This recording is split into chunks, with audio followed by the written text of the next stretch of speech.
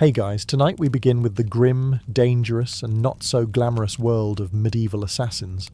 Those shadowy figures who crept through castle halls and darkened alleys to change history with a blade and a whisper.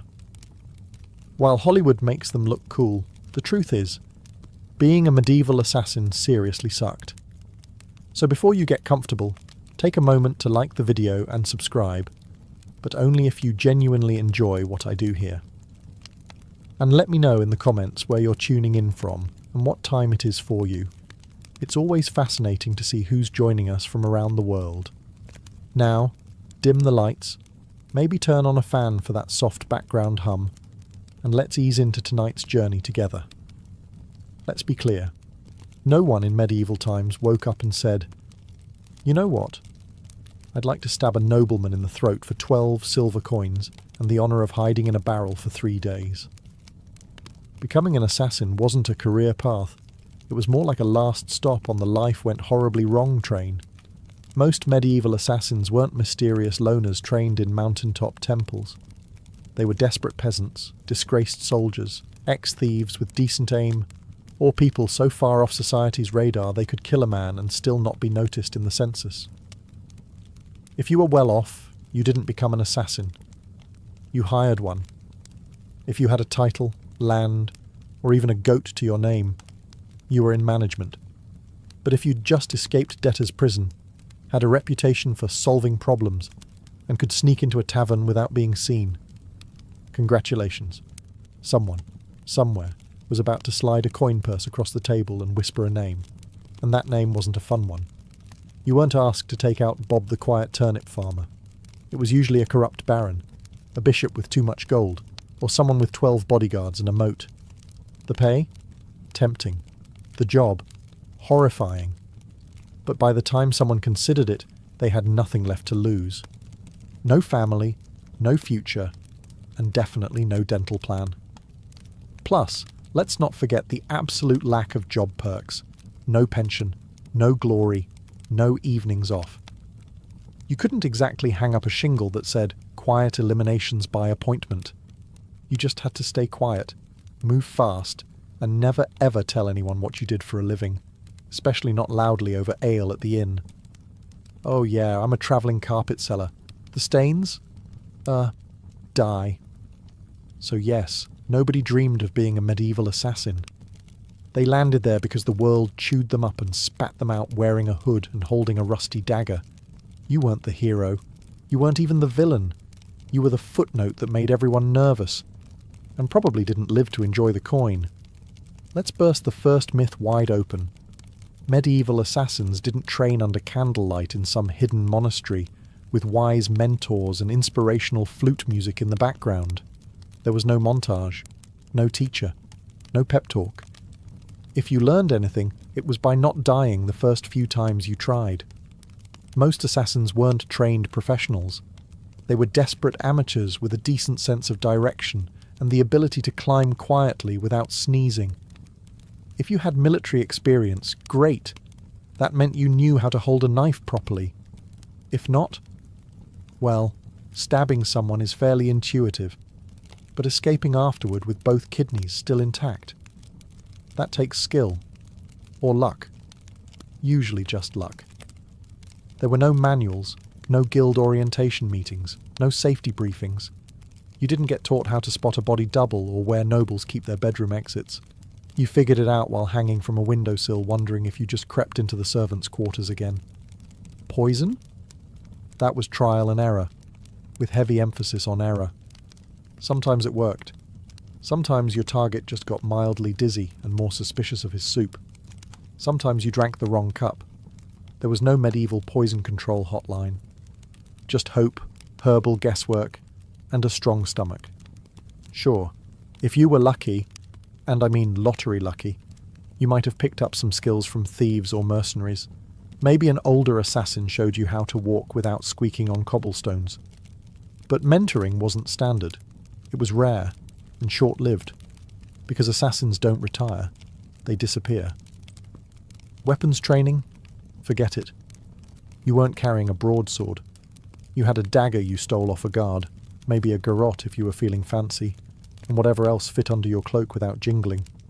So no, you weren't some shadowy martial arts master. You were a guy with calloused hands, quiet footsteps, and a deeply unhealthy relationship with alleyways. Success didn't come from training. It came from survival. You learned how to kill by doing it. Quickly, sloppily, then vanishing before anyone could sketch your face and tack it to a church door. In short, your education was brutal, practical, and offered zero graduation ceremonies. Just bruises, bloodstains, and the creeping realization that you were very much on your own. Let's talk about why you became an assassin in the first place. Coin. Cold, heavy, jangly, deliciously spendable coin. The promise of it is what got you into this. But the reality? You got paid in lies. When someone hires an assassin, they don't want a long-term relationship. They want a one-time service, no paperwork, and ideally no witnesses, including you. They offer you a pouch of silver, half now, half when the job is done. That's if they're feeling generous. But here's the thing. When the job is done is code for after we verify you didn't mess it up, or make us look bad, or leave a trail that leads back to us, or survive long enough to tell anyone about it. So, you do the job. You sneak through shadows, risk your life. Maybe kill a baron in his sleep. Not pretty, not poetic. And when you return... Ah, yes, about that payment. The client fled, terribly sorry. Or worse, they try to kill you. A knife to the gut is cheaper than a bonus. And even when you do get paid, it's never quite enough. Not for the risk, not for the blood, not for the 3 days you spent hiding in a haystack with fleas and moral regret. You get a handful of coins, a curt nod, and a reminder, you were never here. Also, fun fact, some contracts were fake, political traps. You'd be told to assassinate someone dangerous, only to find out it was a decoy with guards waiting. Congratulations, you just walked into a sting operation with your name already carved on the gallows. And even when the deal was real, you couldn't exactly go to court and file a complaint. Your Honour, I'd like to sue Lord Edmund for breach of assassin contract. The only court you'd see was the one where you were the exhibit, so you learned to take what you could, demand payment up front, and trust absolutely no one.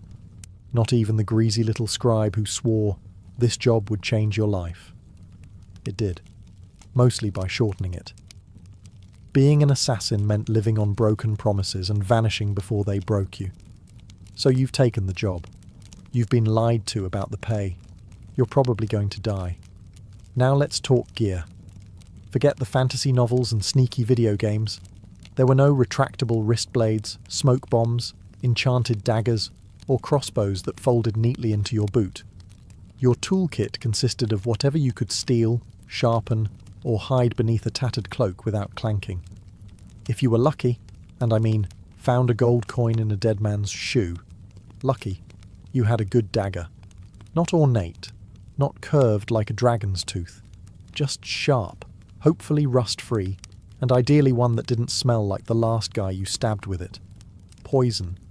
It existed, sure, but it wasn't as glamorous as a slow drip into a wine goblet. Most medieval poisons were unpredictable, made from plants, minerals, or toad guts. Some worked instantly. Some took hours. Some made your victim vomit for 2 days and then recover, angrier and now very suspicious of stew.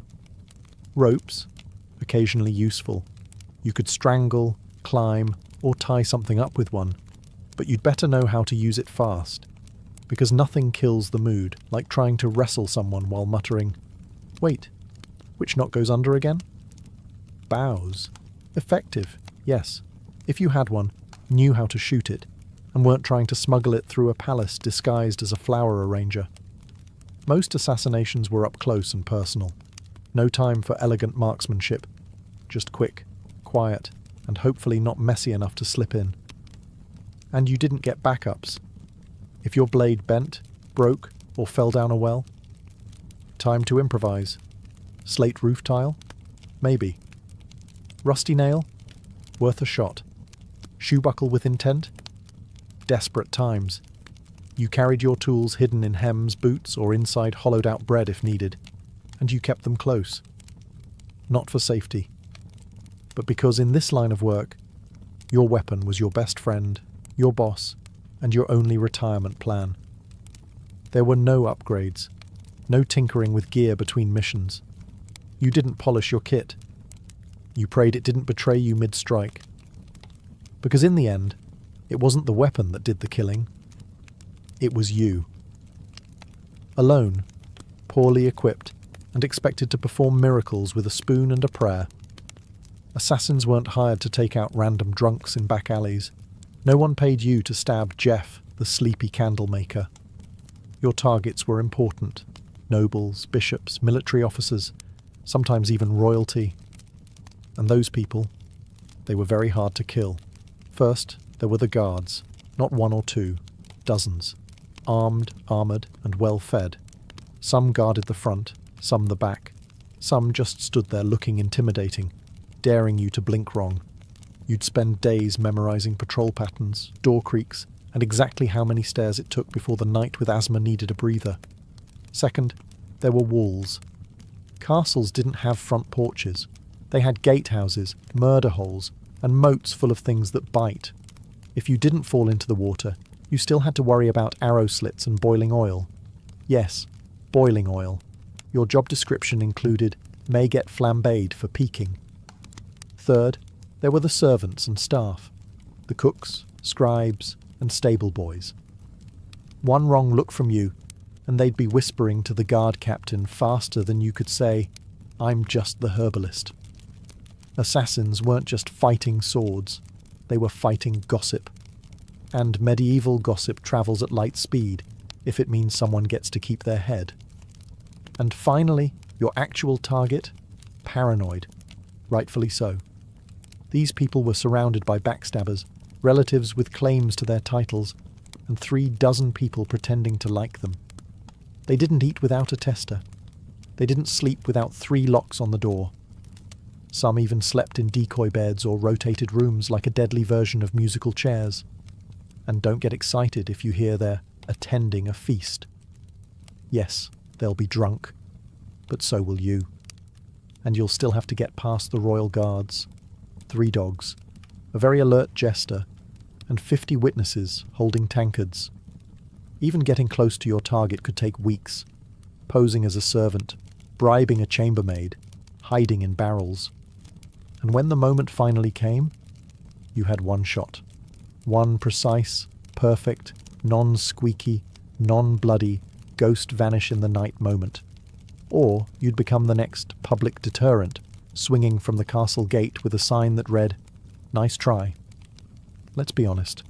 When you picture a medieval assassin, you probably imagine sleek black robes, leather braces, maybe a mysterious hood billowing in the moonlight. Reality? You looked like a sick goat herder with something to hide. Disguises in the Middle Ages weren't exactly high fashion. You didn't have custom-tailored cloaks or retractable armour. You had whatever you could scavenge. Peasant rags, a monk's robe 2 sizes too big, or the remains of a guard uniform that definitely still smelled like its previous owner. The goal was to blend in, but blending in meant looking like everyone else who hadn't bathed in 2 weeks, limped from old injuries, and had a nervous twitch from malnutrition. You didn't look suspicious because of your cloak. You looked suspicious because you kept adjusting your belt to hide a dagger wrapped in cheesecloth. And forget masks. There were no Guy Fawkes options. Most face coverings just made you look like a leper, which was great for avoiding conversation, but terrible for entering parties. If anyone asked who you were, you had to think fast. "I'm Brother Tobias. I take care of silent prayer and rooftop maintenance." Even assuming you made it past the guards, noble households weren't full of idiots. Servants noticed unfamiliar faces, especially ones that fumbled chamber pots and couldn't name the cook's cat. You were always one, "I've never seen you before," away from being clubbed with a candlestick. And if your disguise did work, congratulations. You now had to stay in character for hours while pretending not to notice all the very stab-worthy people wandering by. Also, wigs. They didn't exist. If you needed to look older or younger, you were stuck smearing dirt on your face, squinting, and hoping no one got close enough to notice that your beard was glued on with honey. The truth was, your disguise didn't protect you. It gave you maybe 5 minutes of confusion. After that, you had to be gone, invisible, or very, very convincing. And if anyone saw through it, well, let's just say no one wants to be the assassin caught in the bishop's laundry room, wearing a nun's habit and holding a sword. Especially not on a feast day. In medieval times, if you were an assassin, you didn't have a team. You didn't have a sidekick with a crossbow, a clever alchemist in a secret lair, or a handler who gave you coded scrolls and warm encouragement. You had you, a rusty dagger, and crippling trust issues. There were no guilds, at least not ones you could actually count on, and if there were whispers of a brotherhood of assassins, it was mostly tavern talk, fueled by mead and boredom. You were more likely to meet a ghost than another professional killer who wanted to network. Why the isolation? Because in your business, the fewer people who knew you existed, the longer you lived. Every contact was a risk, every loose tongue a potential noose. Even your client might not know your real name. And if they did, you were already planning your exit. Companionship? Laughable. Friends asked questions. Lovers noticed bruises, bloodstains, and why you always slept with a blade under the pillow. You couldn't settle down. You couldn't afford to. One mistake, one person recognizing you in a market, and your whole life turned into a sprint for the nearest sewer grate. Even fellow criminals kept their distance. Thieves and smugglers were sociable. You? You were that guy who makes people disappear. They feared you, or worse, saw you as a walking liability. No one wanted to share stew with someone whose occupation could attract a mob with torches. And don't expect sympathy. You couldn't tell anyone how hard it was to sleep after silently strangling a corrupt bishop. If you talked about your job, people assumed you were either lying or dangerous, and they weren't wrong. So you kept your secrets, your scars, and your weapons to yourself.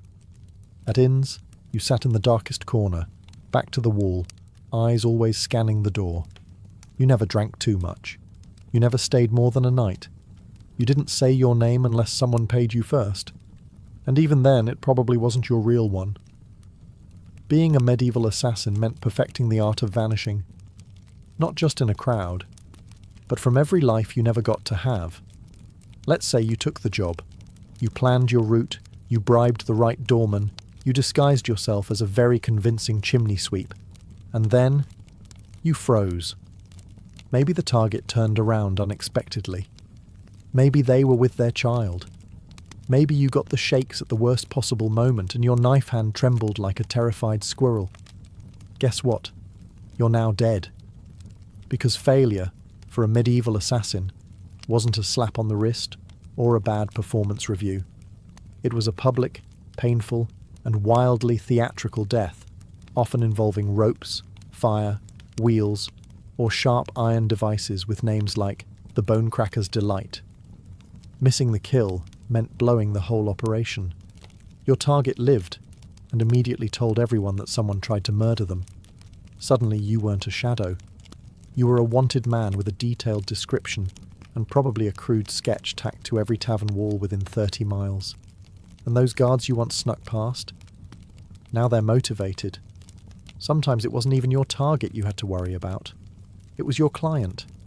If you failed, you were no longer an asset. You were a liability. Someone who could be tortured, interrogated, or worse. Talk. The very people who paid you would be the first to put out a second contract. On you. And there were no second chances. No. Sorry, the blade slipped. I'll try again tomorrow. You had one shot. One moment in time. And if you blew it, the best you could hope for was to die quickly before anyone found out who hired you. Failure also meant shame. The silent, humiliating kind. You didn't just fail to kill. You failed to be invisible. To be perfect. And for assassins, perfection was survival. Anything less? Might as well paint a target on your back and start practicing your final word speech. It didn't matter how many jobs you'd done before. No one cared that you succeeded 12 times. Because in this profession, You're only as good as your last kill. And if your last kill didn't happen, you'd better start running. So you did it. The plan worked. The dagger struck true. No screams, no guards, just a clean drop to the floor and a very important person who now wasn't. Congratulations. Now run for your life. Because being a successful assassin in medieval times didn't mean sipping wine on a rooftop while the city burns behind you. It meant fleeing through back alleys with someone's blood on your boots and a dog already sniffing your trail. There was no victory lap, no post-job drink with colleagues, no casual debrief with your client. You didn't even get a moment to admire your work. The moment your blade struck, your new job became escaping everyone who now wants to murder you in increasingly creative ways. Guards, coming, doors, locked, horses, tied up on the other side of town. You, probably bleeding. You had to plan your exit before the kill. Routes, disguises, fallback safe houses. Maybe a boatman who owed you a favour, or at least didn't ask questions. Because the city would go on lockdown within minutes. No one wanted a scandal. And lockdown meant closed gates, armed checkpoints, and a dozen angry men with swords who all just received your rough sketch and the phrase, maybe armed and extremely stabby. And let's talk about the client. Assuming they actually planned to pay you, they weren't going to meet you at a cosy tavern with a smile and a thank you card.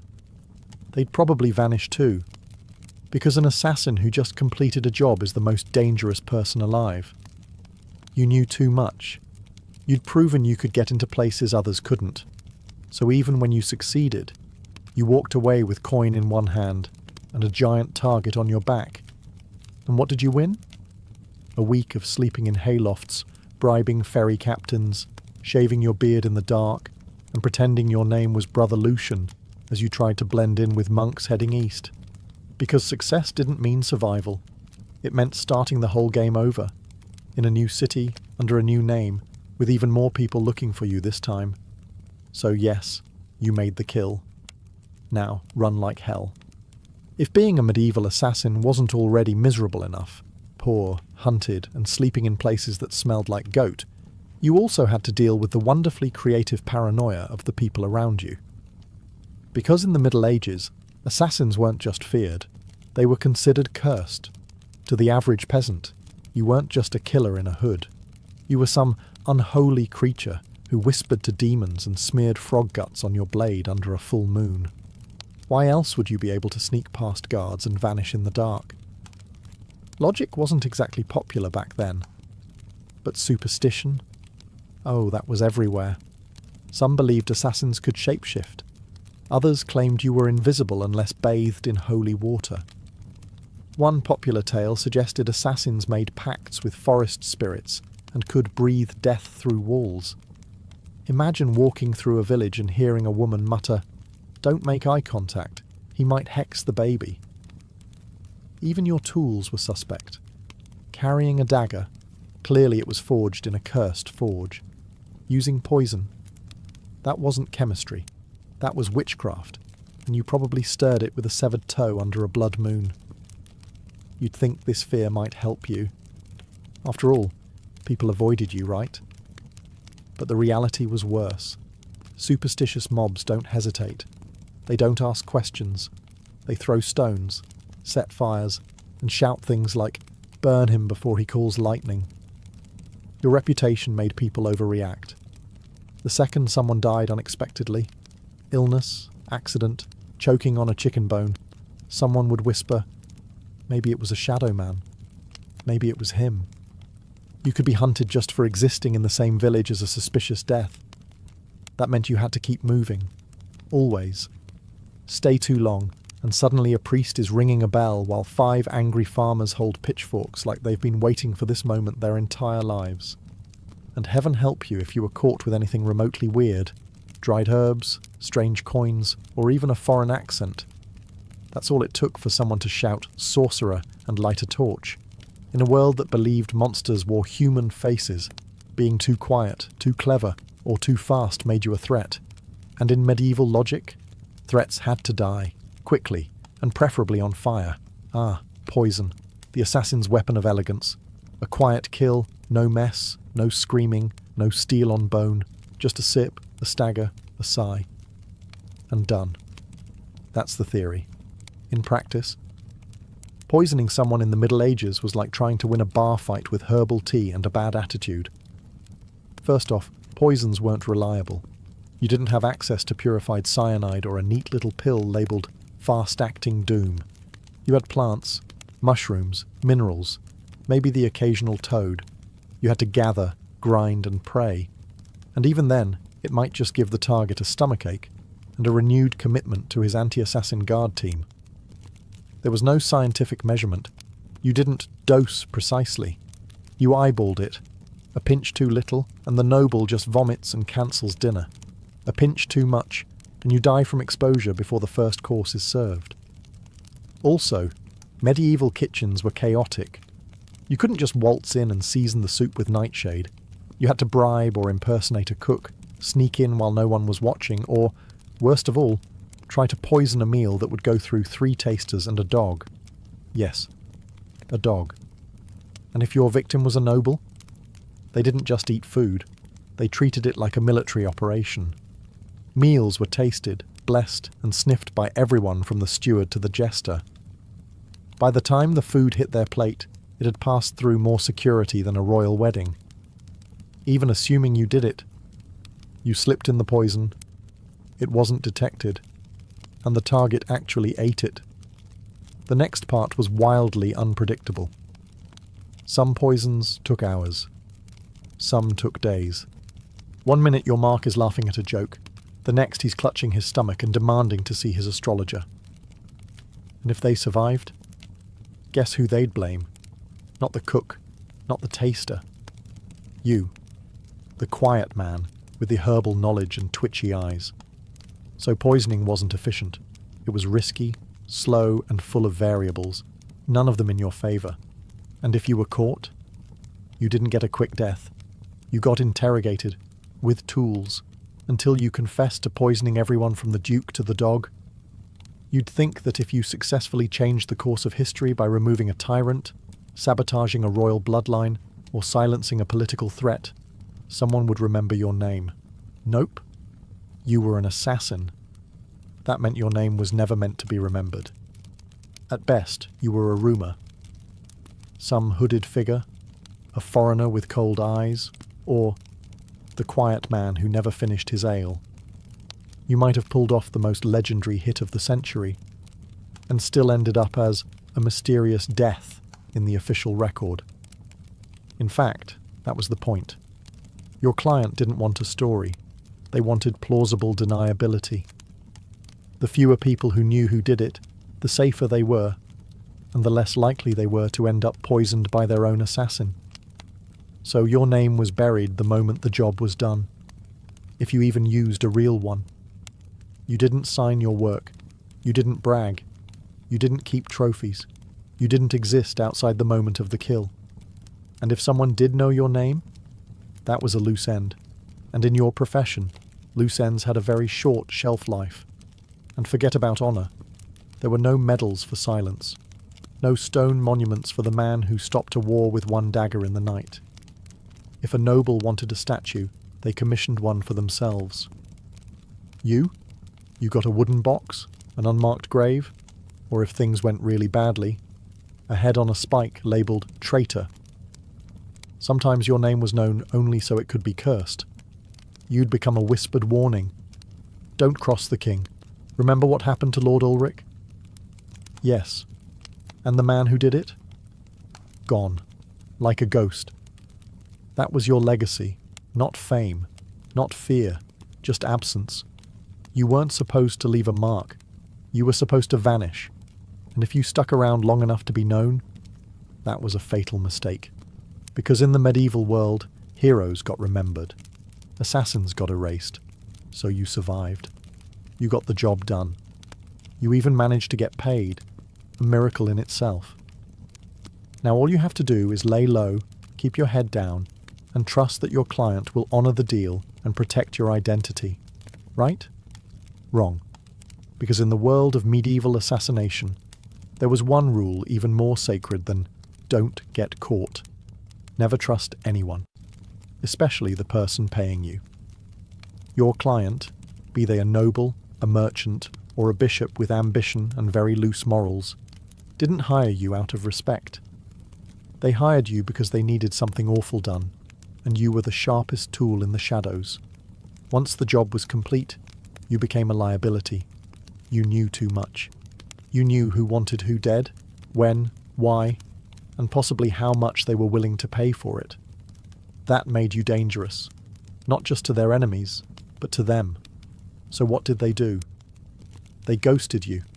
They denied they ever met you. Or worse, they sent someone else after you, to clean up, to tie off the contract with something sharper than ink. There were even cases where clients double-booked, hiring one assassin to do the job and another to kill the first one immediately after. No refunds, just reduced risk. And if you dared try to blackmail a client, threaten to expose them, that was bold.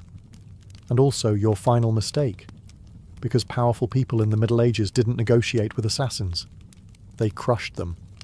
If your client had a shred of honor, a rare species indeed, you might get paid and left alone. But even then, you'd still have to assume they were watching you, from a distance, with someone already sharpening steel and memorizing your walk. You were the secret that couldn't talk, the shadow that couldn't stay. Even success wasn't enough to earn trust. Because in their eyes, if you killed once, you could kill again. And no one, not even the person who hired you, wanted to be next. Let's say, somehow, you beat the odds. You survived the kills, the lies, the poisonings, the betrayals. You outlived your enemies, your employers, and probably your own sense of morality. Now what? You retire? Absolutely not. Because in medieval times, assassins didn't get retirement plans. There were no farewell banquets, no quiet cottages by the sea, no pensions paid in gold coins and grateful whispers. You didn't fade into a peaceful life. You vanished, or you died. Often both. The problem was simple. You were never safe.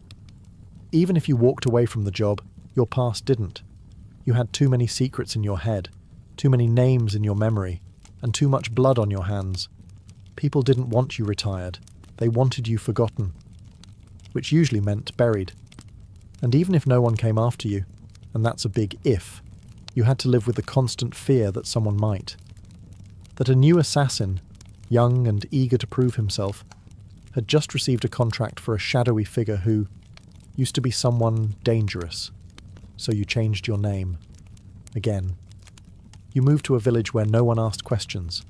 You faked a limp, sold herbs, pretended you once worked as a guard. But even then, you didn't sleep well. You avoided crowds. You always sat facing the door. You kept your dagger under the floorboard, next to the pouch of coins you never touched, because it still smelled like the man you earned it from, and you couldn't trust yourself either. Years of silent killings and quick escapes did something to your brain.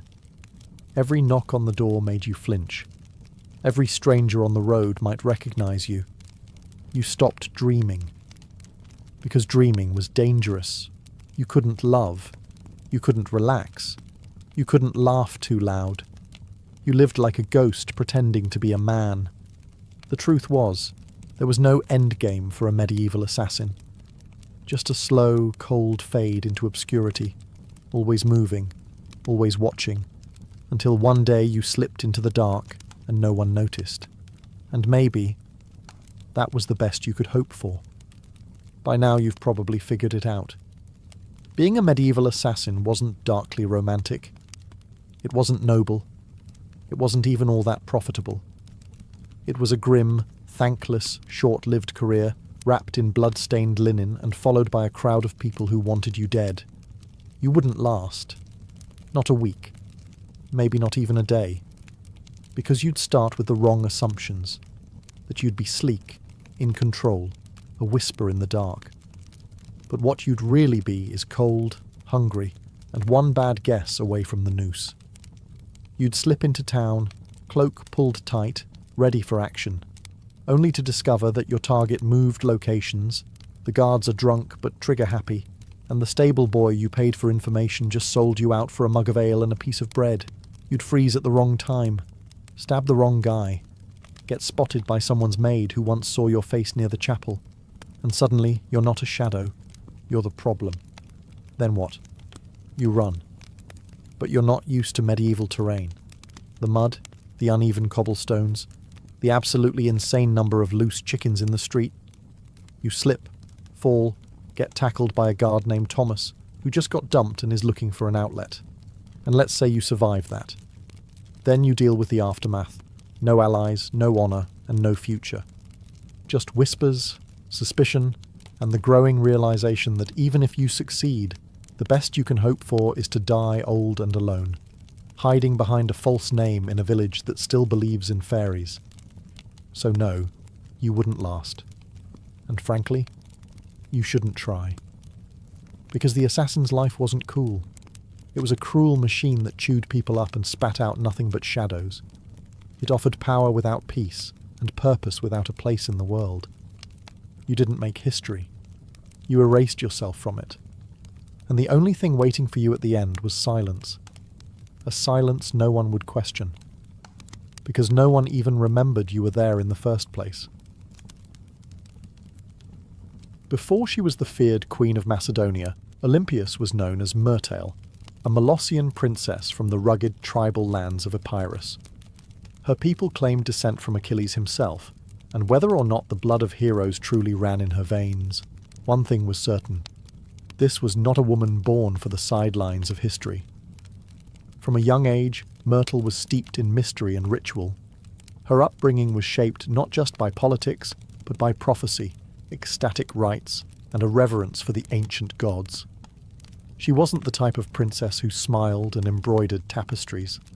No, she was drawn to serpents, omens, and the frenzied ceremonies of the cult of Dionysus, where women danced barefoot in the moonlight and called upon the divine in states of trance. Her connection to the gods wasn't performative, it was personal. She didn't merely worship, she embodied. According to ancient sources, likely written by men both terrified and enthralled, she kept sacred snakes in her chambers and even allowed them to coil beside her in bed. Whether this was a literal fact or the kind of slander that powerful women attract like flies, we'll never know. But it stuck. To her allies, it made her divine. To her enemies, it made her dangerous. Her real power began not in a battlefield or throne room, but in the uneasy flicker of torchlight, among the whispers of priestesses and the curling bodies of serpents. She wasn't just a princess. She was a living oracle. A woman touched by something older than politics and colder than steel. So when Philip II of Macedon, brutal, brilliant, and famously horny, arrived at the island of Samothrace for a religious initiation, he didn't just meet a beautiful princess. He met a mystery he couldn't resist. Their marriage wasn't just a political alliance. It was a collision of prophecy and power. And from the very beginning, it was full of omens. Some said lightning struck the sky on their wedding night. Others claimed Olympias dreamed of a thunderbolt entering her womb. All of it would become legend. But one thing is certain. The union of Olympias and Philip didn't just create a child. It created Alexander the Great. And she intended to shape his destiny from the very first breath. Olympia's marriage to Philip II was not the fairy tale one might expect for a queen who would one day birth an empire. From the beginning, it was a combustible mix of prophecy, pride, and paranoia. Philip, ruthless, charismatic, and already collecting wives like trophies, married Olympias around 357 BCE. She was likely just a teenager, but she wasn't naive. She saw in Philip a man whose ambition matched her own, and perhaps even a divine match for her spiritual destiny. Macedon wasn't exactly an easy kingdom to walk into. It was a land of iron and ambition, where kings were killed by cousins and brothers, turned into rivals overnight. But Olympias, the priestess of Epirus, walked in with her head held high and eyes already on the crown. Their marriage was rocky from the start. Philip, for all his political genius, was not built for monogamy. He would go on to marry multiple women, often for alliances, always for power. But Olympias wasn't one to sit quietly in the shadows. She held her own court, maintained her own alliances, and was known to turn to oracles and rites to divine her future, and perhaps Philip's fate. Then came the birth of Alexander. Even that was wrapped in celestial drama. Legends say Olympias dreamed that a thunderbolt struck her womb, and that flames danced around her child without burning him. Philip reportedly had a vision of sealing his wife's womb with a lion. Yes, a literal lion. Whether they believed these visions or invented them, they certainly acted as if Alexander was destined to rule not just a kingdom, but the world. But even as the child was celebrated, cracks in the royal marriage deepened. Olympias resented Philip's other wives, especially his Macedonian bride Cleopatra Eurydice, whom he married later in life. This was more than a domestic issue. It was a threat. Cleopatra was Macedonian-born, and any son she bore would be purer in the eyes of the local nobility. A direct threat to Alexander's future. Olympias saw it clearly. The palace wasn't just a home, it was a battlefield, and she would use every snake, dream, ritual, and whisper she had to make sure her son wasn't just remembered, but crowned. She was no longer Myrtle. She was Olympias now, and no one would take her son's throne without facing her wrath. By the time Alexander was a teenager, the Macedonian palace in Pella had become a war zone of veiled insults, political maneuvering, and bitter rivalries. Olympias wasn't just fighting for influence, she was fighting for survival. She knew that the court was filled with snakes, but she was the one who taught them how to bite. Philip II had begun to distance himself from her. He was campaigning more, drinking more, and, perhaps worst of all, listening more to his Macedonian advisors. The final blow came when he married a young noblewoman named Cleopatra Eurydice, not to be confused with the Cleopatra of Egypt. This Cleopatra was Macedonian-born, and her uncle Attalus was one of Philip's top generals. To Olympias, it wasn't just betrayal, it was a declaration of war. The marriage ceremony was a disaster. At the feast, Attalus drunkenly mocked Olympias and Alexander, calling into question the legitimacy of Alexander's birth. Was he really Philip's son? Or was he the child of a god, as Olympias liked to claim? It was meant as an insult, but Olympias seized the myth. Let them whisper. Let them believe her son was touched by Zeus. It made him untouchable. Alexander stormed out of the feast. Olympias left Macedon entirely, retreating to Epirus. But her exile was not defeat. It was strategy. In her homeland, she was still royalty. She could gather support, whisper in ears, and watch as Philip's palace began to rot from within. She didn't need to be physically present to be dangerous. Then came the shockwave. Philip was assassinated at his daughter's wedding, just as he was about to invade Persia, just as he was on the verge of crowning himself not just king of Macedon, but potential emperor of the known world. The question that echoed through every marble corridor and torchlit hall was the same. Who did it? Was it Pausanias, the jilted bodyguard who carried out the act? Was it the result of court intrigue? Was it Alexander himself? Or, whisper it softly, was it Olympias? No one could prove it.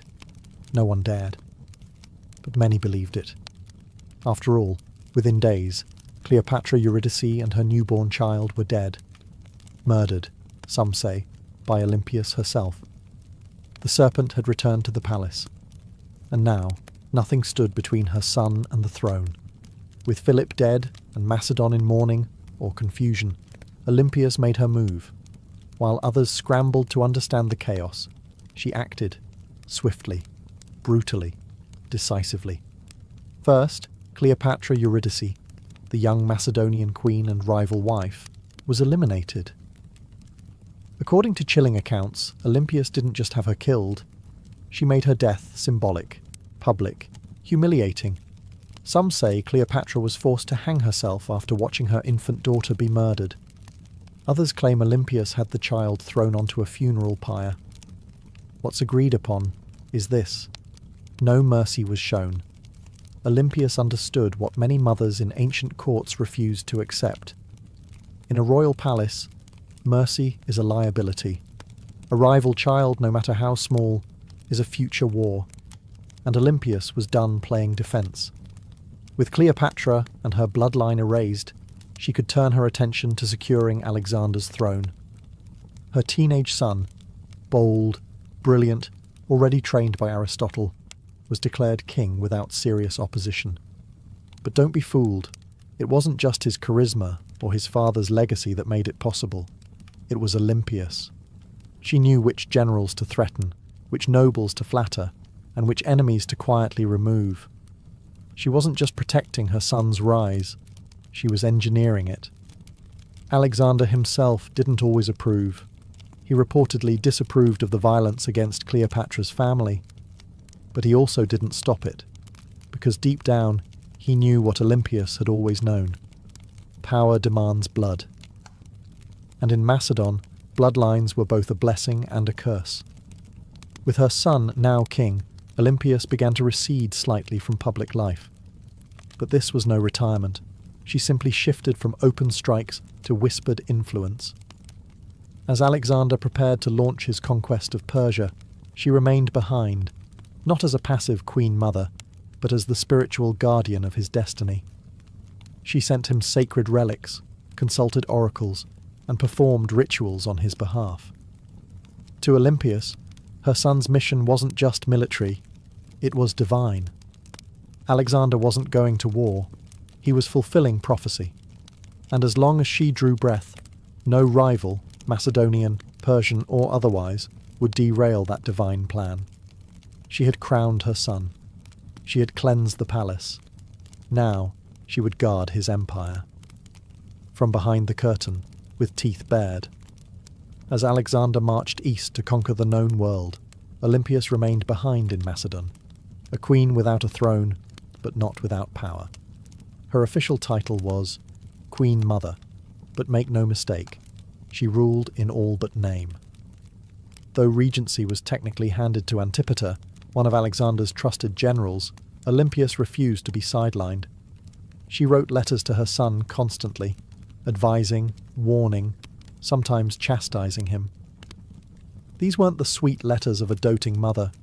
They were political briefings, laced with oracles and venom. And Alexander, thousands of miles away, read every word. She reminded him who his true enemies were. She questioned the loyalty of his companions. She criticized his fascination with Persian customs, his choice of wives, and his flirtation with calling himself a god. No one else dared say these things to him. But Olympias was never afraid to speak as a mother, or a priestess of divine will. Back in Macedon, Antipater grew increasingly resentful. Olympias undermined him at every turn. She used her status, her religious authority, and her family ties to stir opposition against him. She had influence in Epirus, in Thessaly, and among the aristocracy. She could spread rumours like wildfire, and with Olympias, a whisper could be deadlier than a sword. Meanwhile, her letters to Alexander became more urgent. She warned him of Antipater's ambition, painting him as a second Philip, ready to betray and usurp. Whether she truly believed it or simply feared losing her grip, she kept pressing her son to act. Alexander, however, hesitated. He needed Antipater to keep order in Greece while he fought in Asia. And so, the rift between mother and general widened. Olympias watched. She waited. But beneath her religious robes and maternal concern, she was growing impatient. She hadn't endured years of palace warfare to be ruled over by an old soldier. As Alexander's empire stretched from the Aegean to India, Olympias saw cracks forming. He was taking on too much, trusting too many foreign advisors, and drifting away from the mother and the gods that made him. She believed his victories came from divine favour, and from her.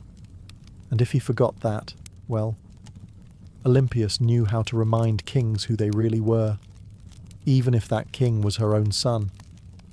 When news of Alexander's death in Babylon reached Macedon in 323 BCE, it didn't arrive like a trumpet, it arrived like a dagger. For Olympias, it wasn't just the loss of a son. It was the collapse of a world she had spent decades building. Her boy, the divine storm she had prophesied, raised, unleashed, was gone. And he'd left behind no clear heir, no single successor, only chaos. The mighty empire he carved out was already fracturing. Generals, his so-called successors, were already dividing it up like jackals around a corpse. Antipater still held power in Macedon and Greece, and he had no love for Olympias. Worse, her daughter Cleopatra, Alexander's sister, was being courted by rival generals for marriage, each one hoping to use her bloodline as a claim to the throne. Olympias saw what was coming. Civil war wasn't a possibility. It was inevitable. And once again she would have to act. But she no longer had Alexander. What she had instead was his bloodline. His young son, Alexander IV, born to Roxana, the Bactrian princess Alexander had married.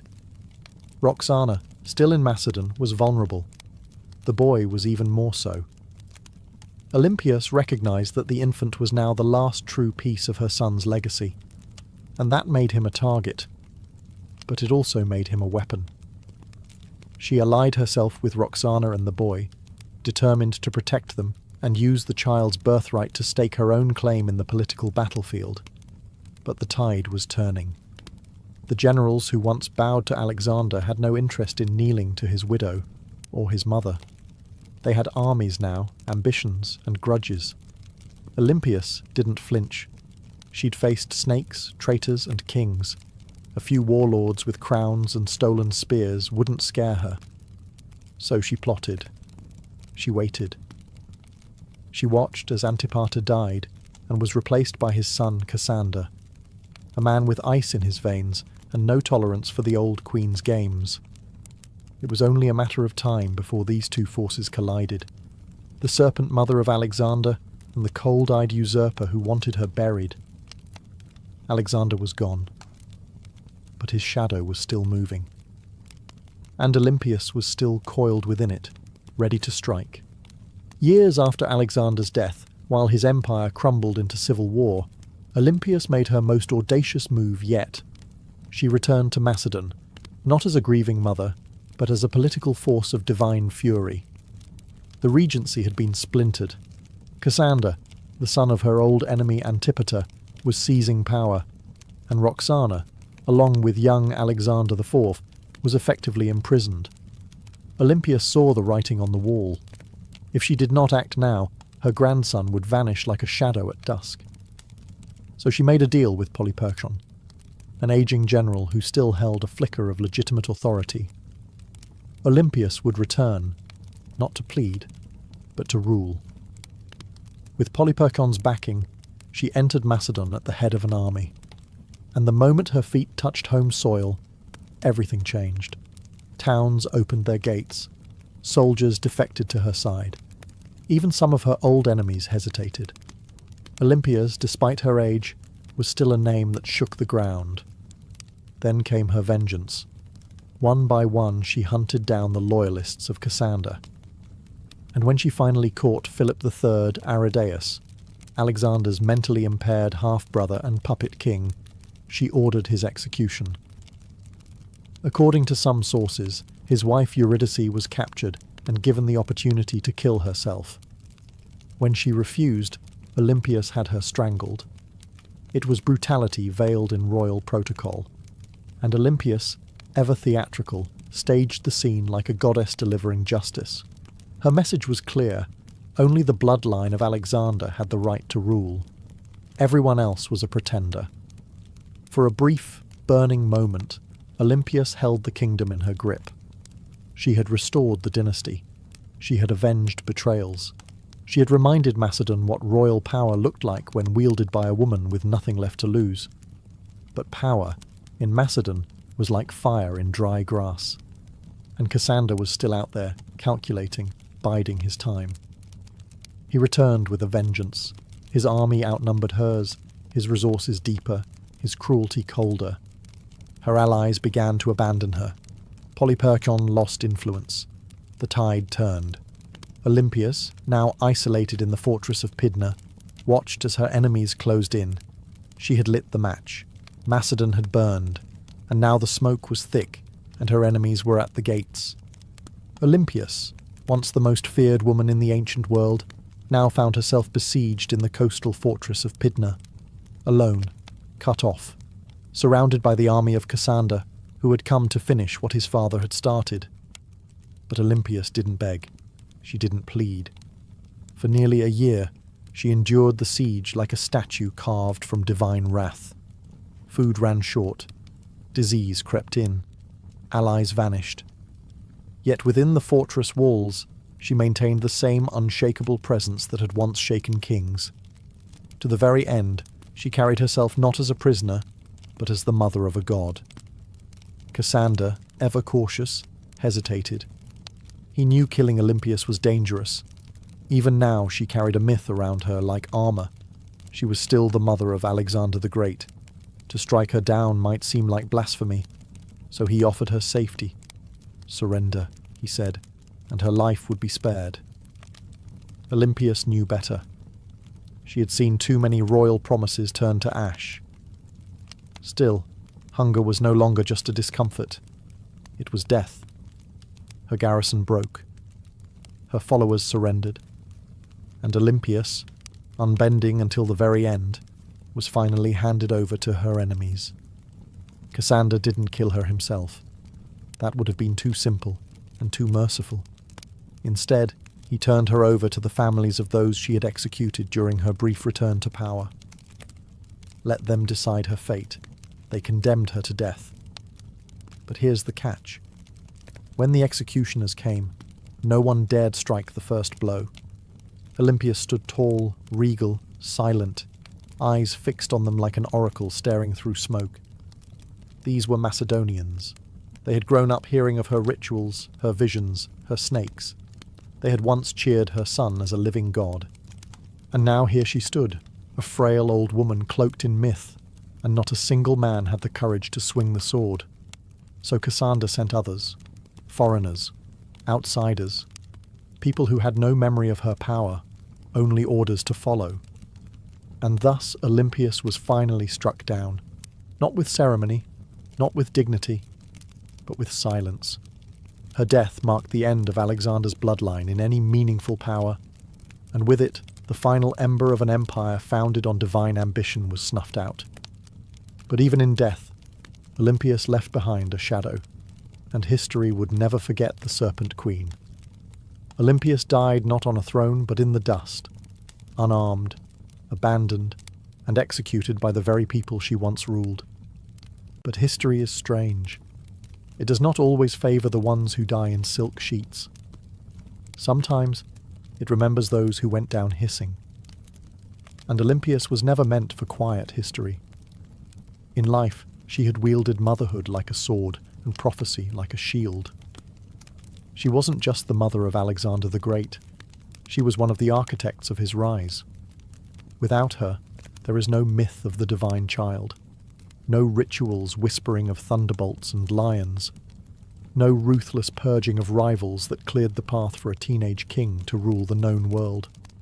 Olympias didn't just give birth to an empire, she defended it with claws. Yet even among the ancient world's most ruthless dynasts, Olympias stands apart. She didn't command armies in the field like Cleopatra, or ride into battle like Boudicca. Her battlefield was subtler and colder. It was a world of poison goblets, political marriages, priestesses, and oracles. She understood the power of fear, and even more importantly, she understood the power of belief. She made people believe her son was divine, and she may have believed it herself. Her enemies branded her a murderer, a witch, a manipulator, and they weren't wrong. Olympias was all those things, and more. She was the product of a brutal world that respected cunning far more than kindness, and she learned early that mercy was a luxury queens couldn't afford. In the centuries that followed, she was both vilified and mythologized. Some called her a villain, others a visionary. But no historian, ancient or modern, could call her irrelevant. She haunted the legacy of Alexander like a phantom, always in the background, always just behind the curtain, and maybe that's exactly where she belonged. Not as a tragic mother or a footnote in a king's story, but as a story unto herself. The woman who wrapped herself in prophecy, slept beside snakes, and outlived gods. Olympia's bones turned to dust long ago, but her legend endures. In every tale of ruthless queens, in every whisper of blood-born destiny, in every empire built on myth, she is still there, coiled in the dark, waiting. On the sun-bleached island of Crete, just a few miles south of the modern city of Heraklion, lies a ruin that feels more like a dream than a real place. Stone corridors snake in all directions, rooms twist and double back, staircases lead nowhere. It's easy to lose your sense of direction even today. This place is Knossos, the heart of Minoan civilization, and the supposed inspiration for one of the most enduring myths in human history, the labyrinth of the Minotaur. But before there was a legend, there was a palace unlike any other. Built around 1900 BCE and expanded over centuries, Knossos wasn't just a royal residence, it was an entire city under one roof. Covering nearly 150,000 square feet, it featured over 1,000 rooms, light wells, storage magazines, shrines, workshops, and what may have been the first flushing toilets in history. It had running water, multi-story apartments, and an intricate system of air circulation. This wasn't a primitive fortress. It was an architectural masterpiece. To modern archaeologists, Knossos looks like organized chaos. To ancient visitors, it probably felt like magic. The man who brought Knossos into modern awareness was British archaeologist Arthur Evans. In the early 1900s, Evans excavated the site and quickly became convinced that this was the origin of the Greek labyrinth myth. The layout was disorienting, the architecture deeply symbolic, and everywhere he turned, he found motifs of bulls, painted on walls, carved into stone, or sculpted into tiny golden charms. The bull, after all, was sacred to the Minoans. Evans even went so far as to name the civilization after the mythic king Minos. Whether Minos was real or not, his legend became inseparable from the ruins. But here's the twist. No one's found a literal labyrinth. No underground maze, no prison chambers, no half-man monster. What we have instead is something far more mysterious. A city designed in loops, wings and layers, deliberately difficult to navigate. And the deeper you go, the more the lines between history and mythology blur. So the question remains, was the Minotaur born from these walls, or was the palace itself the monster? Knossos may not give up its answers easily, but it's very good at making us ask the right questions.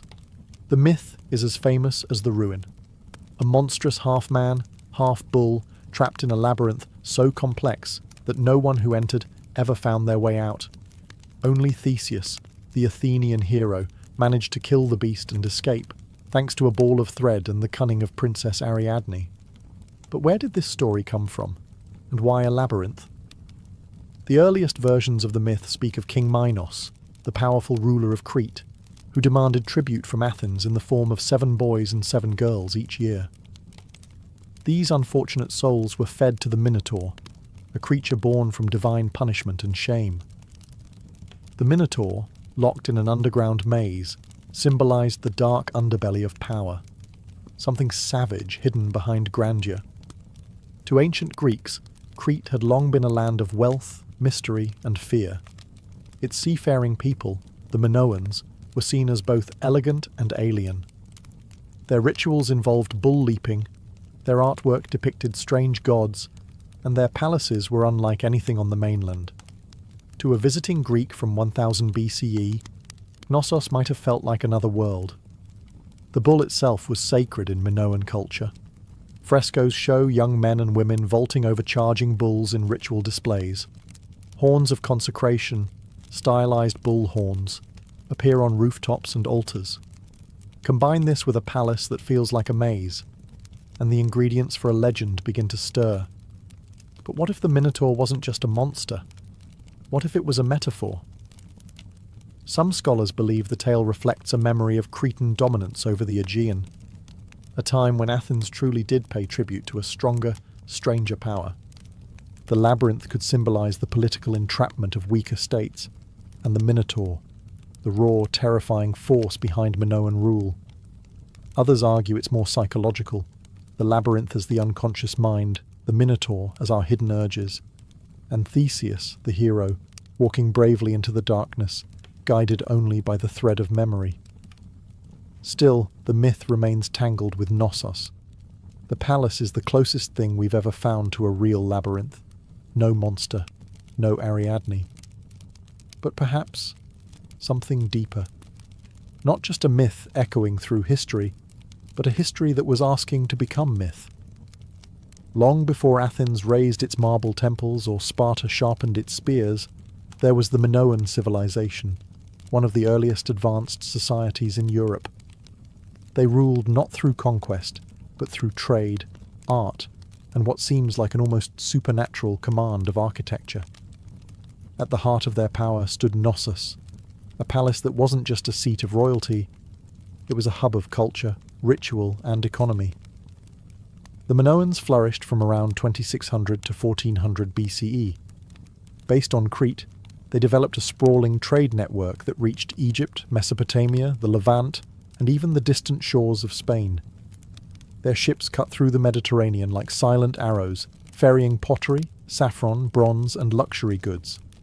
They didn't build vast armies. They built relationships, and that, more than weapons, made them rich. What's most striking about Minoan culture is how different it was from their later Greek successors. Their artwork celebrated nature, animals, and flowing human movement, not war or divine punishment. Frescoes show dancers, dolphins, and athletes vaulting over bulls. Even their goddesses are different. Powerful, bare-breasted figures often holding snakes, symbols of fertility, transformation, or protection.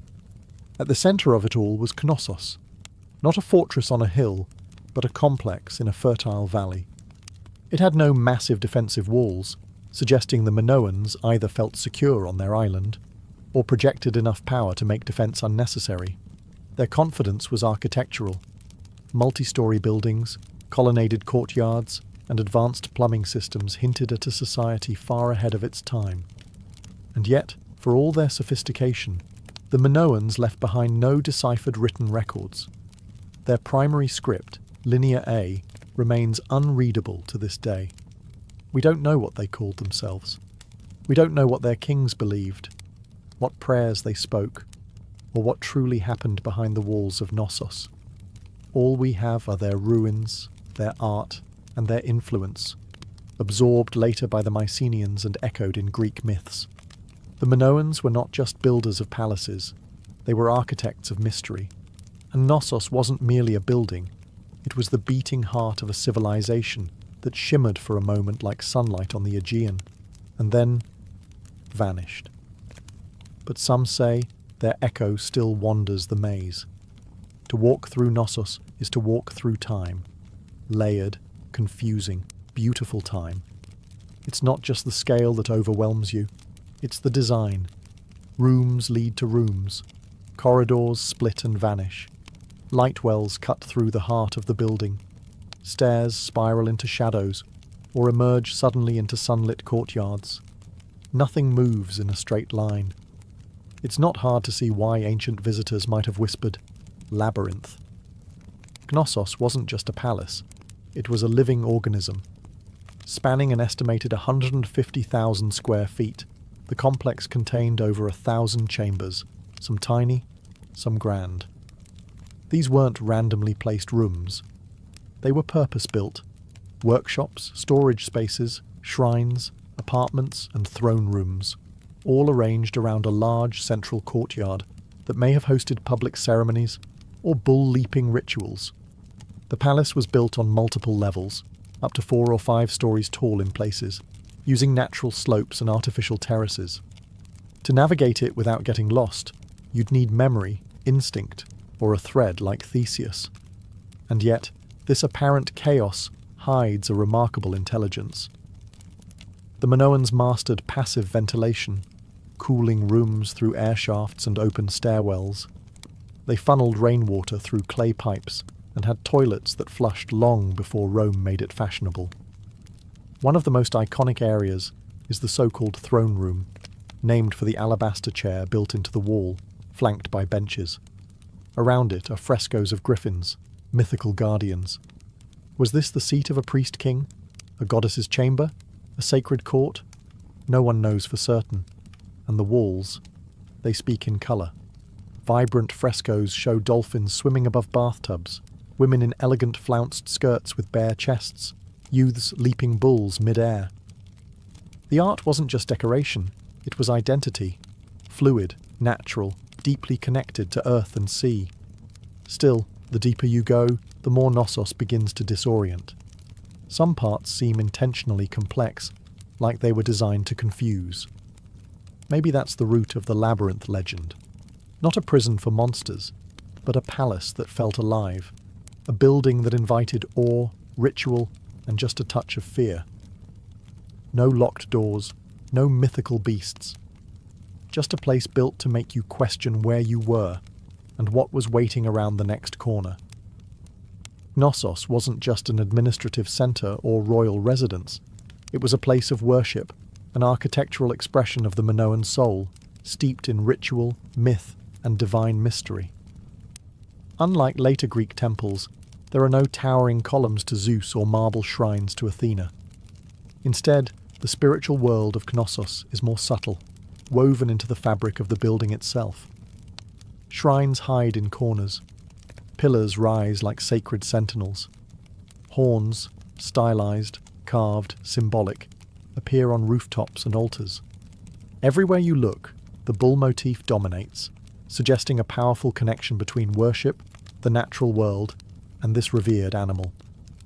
The Minoans didn't seem to fear the bull. They celebrated it. The famous bull-leaping fresco in Knossos isn't just athletic art. It may depict a religious rite.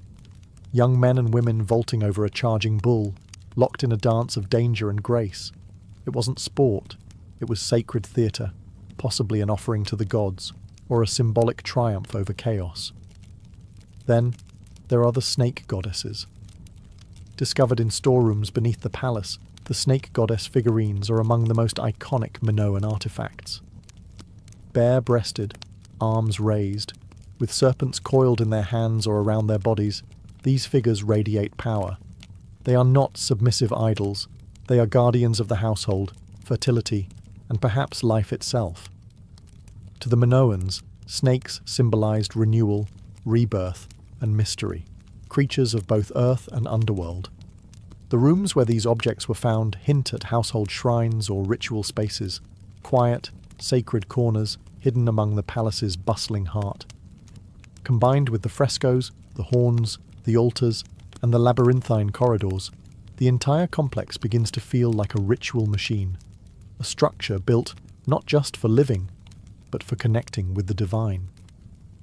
There is no centralized temple at Knossos because the palace itself was a temple. Its layout, art, and design were all part of a spiritual worldview where boundaries between sacred and secular didn't exist.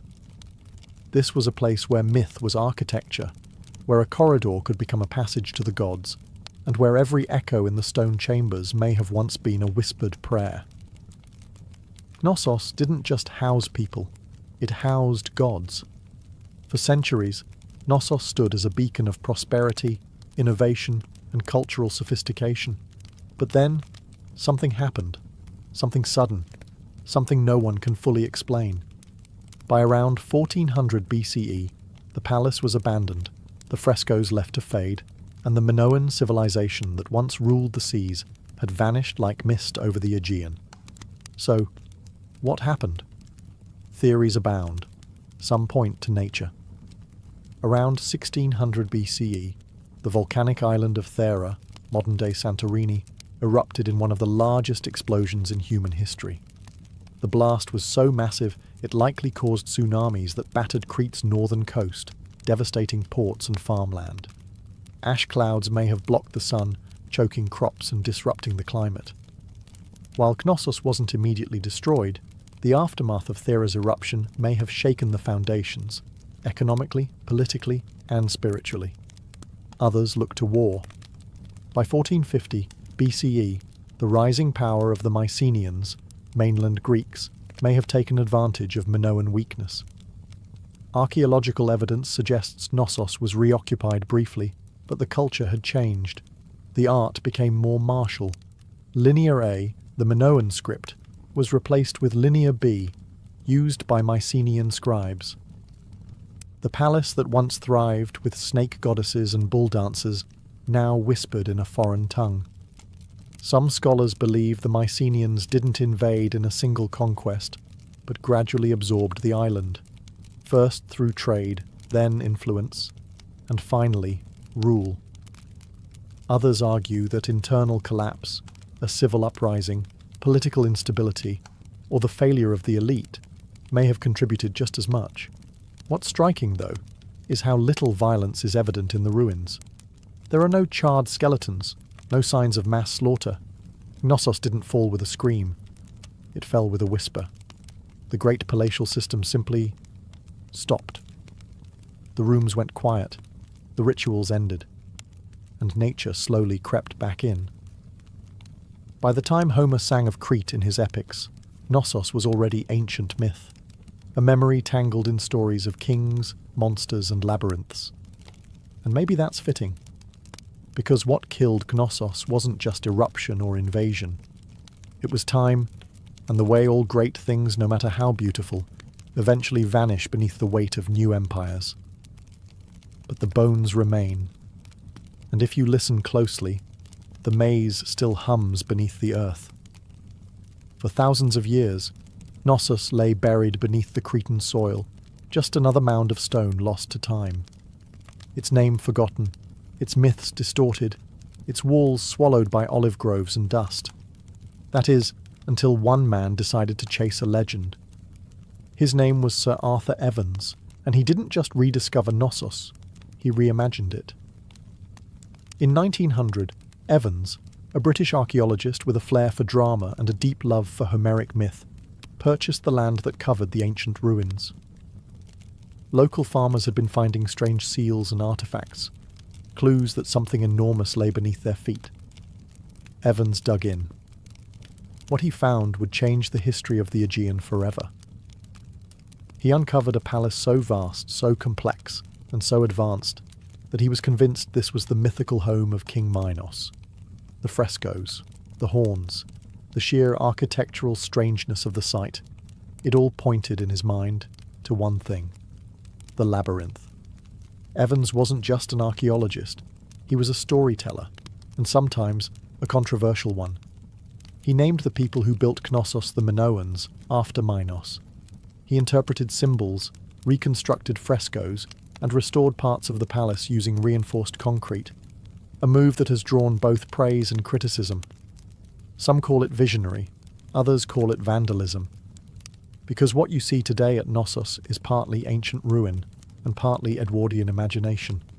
Still, Evans did what no one else had dared. He brought Knossos back to life. He gave Europe a glimpse into a Bronze Age world far older than classical Greece, a civilization of art, mystery, and maritime elegance. He also unearthed the still undeciphered Linear A script, opening new questions about language, literacy, and the limits of our historical understanding. But Evans did more than excavate stone. He resurrected a myth and forced historians to reckon with the fact that behind the legend of the labyrinth was something real, something complex, something very human.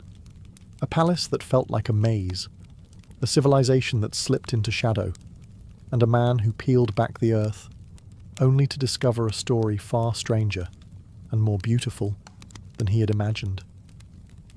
Knossos had slept for 3,000 years. Evans rang the bell that woke it up. Walk through Knossos, and you're not just walking through architecture, you're walking through a language of symbols. Frescoes, carvings, patterns, they're everywhere. But the Minoans didn't leave us a Rosetta Stone. Their primary script, Linear A, remains undeciphered. So instead of reading their thoughts, we must see them, painted across plaster, carved into walls and hidden in patterns. What exactly were they trying to say? The art of Knossos is unlike anything in the ancient world. There's no obsession with warfare, no rows of kings or battle-hardened heroes. Instead, we find nature, leaping dolphins, blooming lilies, birds in flight, and sacred bulls. The humans are lithe, elegant, and often dancing or performing rituals. Even in scenes that suggest danger, there's rhythm and beauty. The Minoans weren't chronicling conquests. They were celebrating life, cycles, and possibly cosmic order. The most iconic symbol, though, is the double axe, or labris.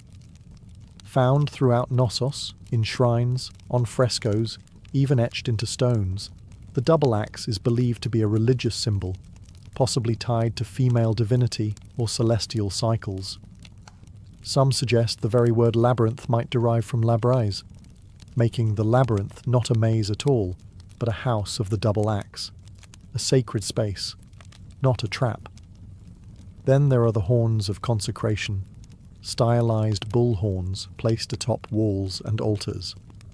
These may have been religious markers, separating sacred space from the mundane. Combined with frequent depictions of bulls and bull-leaping rituals, it's clear the animal had deep spiritual significance.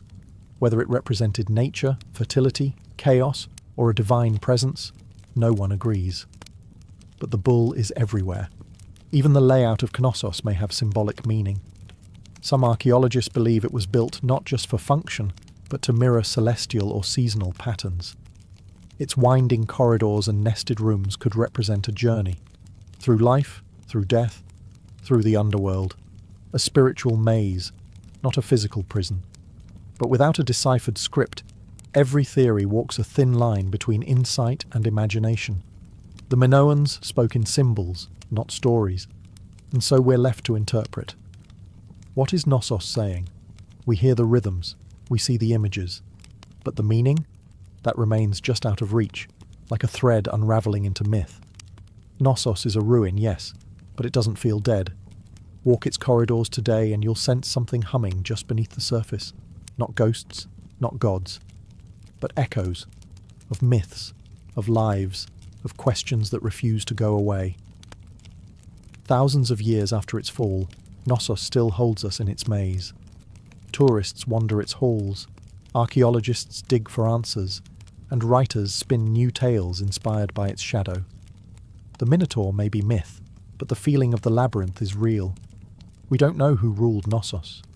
We don't know the names of its kings, queens, or priests. We don't know the prayers they whispered, or the laws they lived by, but we know they loved beauty. We know they worshipped nature. We know they understood balance between architecture and art, between ritual and reality, and we know they were the first. Before the Parthenon, before Rome, before the Hebrew temples or the Persian palaces, there was Knossos, a palace that was also a city that was also a temple that may have also been a story, because perhaps that's what the labyrinth really is, not a prison, not a puzzle, but a narrative carved in stone, a myth in architectural form. The legend of the Minotaur didn't arise from nothing. It came from this place, from the confusion of its corridors, the reverence of its bull rituals, and the awe it inspired in generations who tried to make sense of it. The Greeks turned it into a story, we turned it into archaeology, but at its core, Knossos has always been both. Today, we can walk its ruins in broad daylight. We can take photos, draw maps, and even reconstruct its frescoes. But the mystery hasn't vanished. The line between fact and legend still shimmers, like heat over stone. Maybe that's why Knossos endures, because it doesn't give us all the answers. It reminds us that sometimes history isn't meant to be solved, it's meant to be felt. And Knossos, ancient, tangled, half-remembered, isn't just a place on a map. It's a question, one that leads us deeper with every step. And like Theseus, we're all still following the thread. Ancient engineers knew exactly what they were doing. The earliest rams were handheld. Teams of soldiers simply lifted a tree trunk and smashed it against enemy defences like frenzied lumberjacks. But over time, the battering ram evolved. Engineers realised that mounting the ram inside a wheeled frame, often with a roof to protect the crew from arrows and boiling oil, turned it from a tool into a weapon of terror. The Assyrians, masters of siege warfare, turned rams into psychological weapons. Their siege towers combined rams with archer platforms, meaning a city's gates were being destroyed, while defenders were under constant fire. Relief carvings from Nineveh show rams with pointed iron tips, rolling up to the gates of rebellious cities like slow-moving gods of destruction. And it wasn't just the front door they were smashing. Rams were often used to breach weak points in walls, batter down watchtowers, or collapse gatehouses entirely. Their presence meant one thing: surrender, or watch your defences crumble like stale bread. The Greeks refined them, the Romans perfected them. Roman engineers built massive rams called ares, Latin for ram, suspended with chains or ropes inside enormous siege shelters. Some were so big they needed dozens of men to operate, and the rhythm of their swinging beam was said to sound like thunder rolling across stone. And yet, for all their brute force, battering rams required serious teamwork. Operators had to keep the ram swinging in sync, while also defending it from burning missiles, stones, and all manner of foul substances hurled from above. A stalled ram was a dead ram. Still, when a battering ram got going, really going, it was unstoppable. Wooden muscle versus human masonry. It was ancient physics, weaponized, and it was only the beginning of how engineers would make walls weep. If the battering ram was the brute, the catapult was the tactician. Where rams smashed close up, catapults attacked from a distance, launching not just stones, but psychological dread. They were the first real artillery pieces in military history, and they revolutionized siege warfare by weaponizing physics in ways that felt almost magical to the enemy. The earliest catapults emerged from the Greek world around the 4th century BCE, a product of brilliant minds who wanted to add range and momentum to warfare. Dionysius I of Syracuse, a tyrant with a taste for cutting-edge violence, commissioned the first torsion-powered catapults, devices that used twisted bundles of sinew or hair as tension springs. These weren't slingshots for giants. They were precise instruments of siege terror. The genius lay in their mechanics. Engineers figured out that by twisting ropes tightly, often made from animal sinew, they could store enormous amounts of potential energy. When released, this force could hurl stones, javelins, or even flaming projectiles hundreds of meters. The two main types evolved quickly: the ballista, which launched massive bolts like a giant crossbow, and the stone-throwing catapult, which lobbed boulders over walls or directly at fortifications. Then came the Roman engineers, who never met a Greek idea they couldn't improve. They built catapults that could be broken down, packed onto carts, and reassembled on site, portable siege engines for professional armies. Some Roman catapults could fire 60-pound stones at incredible speeds, capable of tearing through wooden gates, battlements, and occasionally unlucky soldiers. Catapults weren't just about destruction. They were about spectacle. Ancient generals used them to send messages, sometimes literally. Corpses were launched over walls to spread disease and fear. Severed heads were lobbed into besieged cities to shatter morale. In one chilling case, diseased bodies were fired into enemy territory as an early form of biological warfare. But catapults had their flaws. They were heavy, required skilled crews, and could be rendered useless by bad terrain. Still, when set up properly, they could batter a city into submission from a safe distance. And for the first time in history, cities realized their thick stone walls didn't just need to withstand a ram, they had to survive the skies. Because now, destruction came flying. If the catapult was clever, the trebuchet was majestic. Towering, creaking, and terrifying, it was the undisputed king of medieval siege warfare. When one appeared on the battlefield, it wasn't just a weapon, it was a statement. It said, "Your walls mean nothing." Unlike its tension-powered cousins, the trebuchet relied on gravity. At its core was a simple principle: a long swinging arm mounted on a sturdy frame, with a heavy counterweight on one end and a sling on the other. Raise the weight, let it drop, and the arm would whip around, flinging the sling and its deadly payload in a high arc over enemy defences. It was controlled destruction, precise, predictable, and devastating. The origin of the trebuchet can be traced back to earlier traction models used by the Chinese as early as the 4th century BCE, where manpower replaced counterweights. But the counterweight trebuchet, the version that would rewrite siege warfare in Europe and the Islamic world, emerged in the 12th century, possibly through Byzantine or Muslim intermediaries. Once Europe got its hands on the design, it spread like wildfire through castles and crusades. The power was astonishing. A well-built trebuchet could launch 300-pound projectiles over 300 metres. Stones the size of furniture would crash into towers, pulverise walls, or crater enemy morale. But the real magic was in the arc. Unlike catapults, trebuchets could hurl projectiles over walls with finesse. This meant they weren't just smashing defences. They were hitting courtyards, barracks, and supply depots inside. And it wasn't just stones. Trebuchets hurled everything: diseased animals, burning pitch, pots of lime to blind defenders, even messages, or insults, wrapped around rocks. One legendary account from the siege of Stirling Castle in Scotland tells of Warwolf, a trebuchet so massive that the enemy surrendered before it was even fired. The king refused to accept the surrender, just so he could test the machine. But for all its destructive glory, the trebuchet wasn't fast. It took hours to build, minutes to reload, and demanded skilled engineers. Still, no other siege weapon combined range, force, and psychological horror quite like it.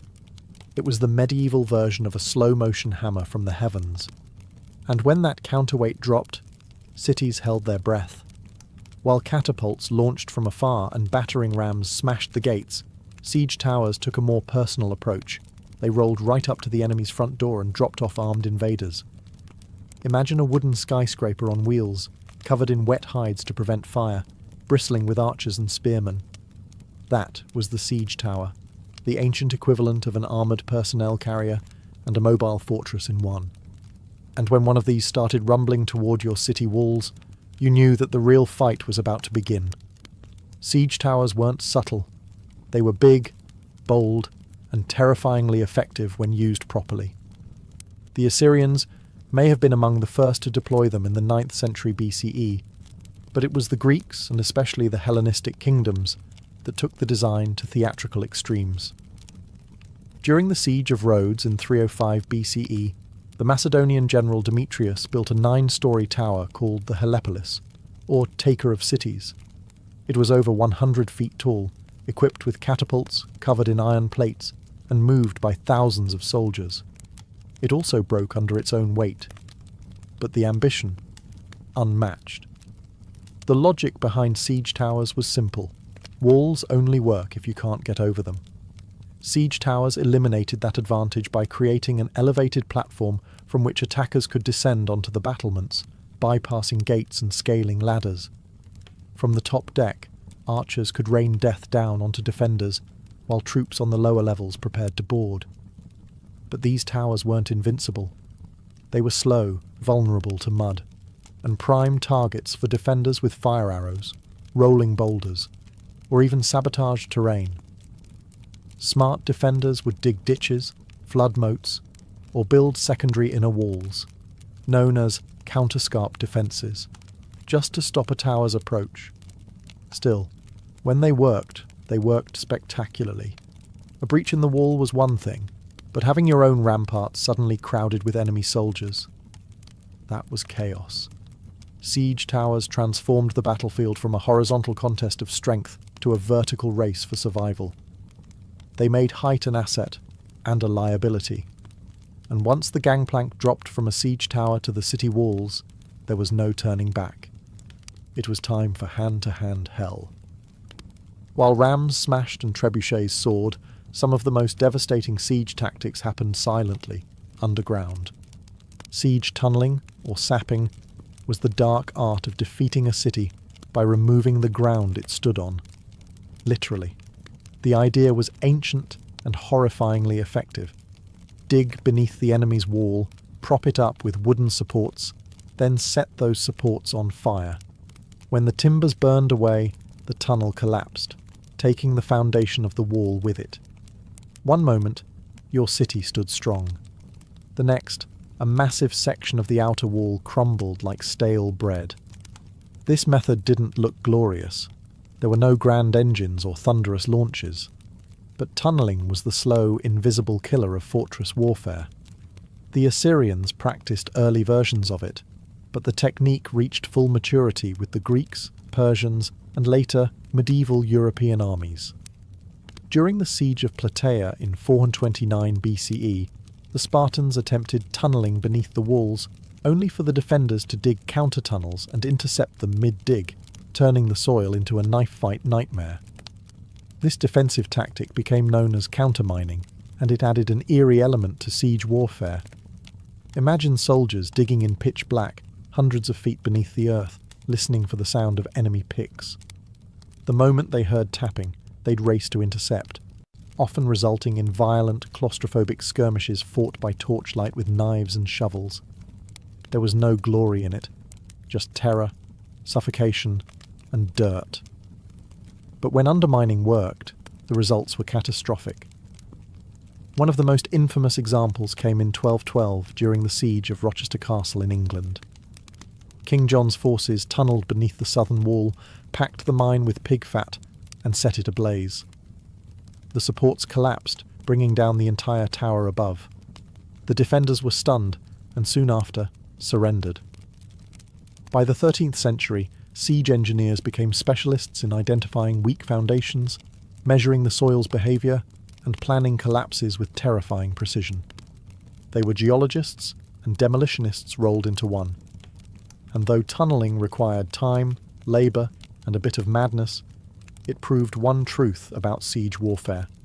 If you couldn't go over the wall, and you couldn't go through it, you could always take it down from below. Not all the drama of siege warfare came from the attackers. For every ram built or tower rolled forward, defenders had their own deadly tricks, and sometimes those tricks were hot. Let's start with the most terrifying of them all, Greek fire. Developed by the Byzantines around the 7th century CE, Greek fire was a mysterious, napalm-like substance that could stick to ships, walls, and flesh, and kept burning even on water. Sprayed from siphons or hurled in clay pots, it created scenes of pure chaos. To this day, no one knows exactly how it was made. The formula was so secret that it died with the empire. But its effects? Legendary. Entire fleets were reduced to flaming skeletons within minutes. And that was just the start. In more low-tech defences, boiling liquids were the go-to weapons of choice. Boiling water, oil, or sand would be poured from murder holes, those quaint openings in the ceilings of gateways or towers, directly onto invaders below. Oil was especially feared. Unlike water, it clung to skin, soaking into clothes and armour before being set alight. Imagine climbing a siege ladder only to be greeted with fire you could never put out. Hot sand, though less dramatic, was vicious in its own right. It would slip into the gaps of armour, especially around the neck or wrists, causing second and third degree burns as it cooked the flesh beneath. It didn't look impressive from a distance, but it turned bold warriors into screaming wrecks in seconds. Defenders also relied on the good old laws of physics. Gravity became a weapon. Giant stones, logs, or even dead animals were dropped from parapets onto siege engines or dense formations of troops. The goal wasn't just to kill, it was to break the machines and morale at once. And then there were traps. Hidden pits, collapsing bridges, spiked barricades. Castles became puzzles of pain, designed to slow, confuse, and punish. All of this served one purpose: delay. Every minute a wall held was a minute closer to enemy supply lines running thin, to disease spreading in camps, or to reinforcements arriving. Siege warfare was a game of attrition, and while the attackers had physics on their side, The defenders had creativity, and a whole lot of boiling rage. In siege warfare, raw destruction was only half the goal. The other half was psychological domination, breaking the will of the defenders before the walls even came down. Siege weapons weren't just tools of war, they were massive, creaking, flaming symbols of doom. Every groaning wheel of a siege tower, every arcing boulder flung by a trebuchet, was designed to plant one seed in the minds of those behind the walls. You are not safe. Ancient commanders knew this. The Assyrians paraded their siege engines openly, dragging them across deserts with grand fanfare. The Romans built their siege camps right in view of the enemy, letting defenders watch as battering rams were assembled and catapults tested. Siege was theatre, and fear was part of the script. Sometimes the payloads themselves carried a message. Severed heads of messengers or generals would be launched over the walls, often still wearing their armour. At the siege of Constantinople, defenders were bombarded not only with rocks, but with bodies, diseased corpses launched to spread panic and plague. During the Mongol siege of Kaffa in 1346, it's believed that hurling plague-infected corpses over the walls helped trigger outbreaks of the Black Death in Europe. The trebuchet wasn't just a weapon, it was an announcement. When one of these giants was rolled into place, everyone inside the fortress could hear it before they saw it. The creaking of winches, the grinding of ropes, the heavy thunk of the counterweight, like the heartbeat of an incoming storm. But the most dangerous part, the unknown. You never knew what was coming next. Would it be a rock, a barrel of fire, a rain of arrows, or just silence, ominous, heavy silence as engineers adjusted their aim? Even the sounds became psychological weapons. The rhythmic thump of a battering ram, or the sudden silence before a shot would drive defenders mad with anticipation. For commanders, the goal was to create despair, to convince the enemy that resistance was pointless, that their gods had abandoned them, that their walls were nothing but temporary obstacles in the path of fate. And when that mental dam finally cracked, the gates often opened without a fight, because in siege warfare, sometimes the mind collapsed before the masonry. As gunpowder thundered onto the battlefield in the late medieval era, the age of traditional siege engines came to a slow, splintering end. But their legacy didn't vanish. It evolved. The invention of cannons changed everything. A single well-placed shot from a cannon could do in seconds what a trebuchet took hours to achieve. Stone walls, once considered impenetrable, became liabilities. By the 15th century, the great castles of Europe were crumbling not from undermining or fire, but from iron balls crashing through their parapets. Siege warfare had entered its next phase, explosive, brutal, and deafening. And yet, the principles laid down by ancient siege engineers never disappeared. Modern artillery still owes a debt to the catapult and trebuchet. Every ballistic missile and long-range howitzer is just a high-tech descendant of the same question. How do you break what's meant to be unbreakable from a distance? Physics, trajectory, tension, and force, all discovered, tested, and perfected centuries before gunpowder ever entered the story. Even military psychology today, shock and awe, overwhelming firepower, visible dominance, has its roots in ancient siege tactics. Those towering siege engines, rolling forward with flags snapping in the wind, were the original shock and awe. They weren't just about breaching a wall, they were about breaking the spirit of a city. You can still see their legacy etched into the ruins of ancient cities. At Masada, where Roman siege ramps still scar the desert. At Constantinople, where layers of walls stood for 1,000 years against every machine imaginable, until cannon fire finally brought them down. At castles across Europe, where round towers and angled bastions tell the story of a world constantly redesigning itself to survive the next siege. And today, even in a world of drones and satellite-guided missiles, siege warfare hasn't vanished. It's just gone digital. Cities are still surrounded, defenders are still isolated, walls are now firewalls, blockades, or even media blackouts. But the soul of the siege remains the same, Someone wants in, someone wants to keep them out, and both are willing to wait, build, and break to win. The battering rams are gone, the trebuchets are museum pieces, but the spirit of siege warfare, it's as alive and as destructive as ever.